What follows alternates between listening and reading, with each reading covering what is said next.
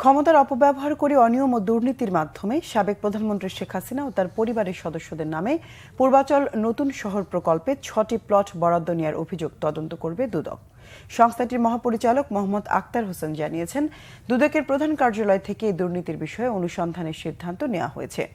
অবৈধ উপায়ে ১০ কাঠা করে প্লট বরাদ্দ নেওয়া ৬ জন হলেন সাবেক প্রধানমন্ত্রী শেখ হাসিনা, তার ছেলে সজীব ওয়াজেদ জয়, মেয়ে সাইমা ওয়াজেদ পুতুল, ছোট বোন শেখ রেহানার ছেলে রিদওয়ান মুজিব সিদ্দিকী ববি এবং রেহানার মেয়ে আজমিনা সিদ্দিকী। পূর্বাচল নতুন শহর প্রকল্পের ২৭ নম্বর সেক্টরের কূটনৈতিক জোনের ২০৩ নম্বর রোড থেকে ১০ কাঠা করে তাদের নামে মোট ৬০ কাঠার ৬টি প্লট বরাদ্দ নেওয়ার অভিযোগ রয়েছে।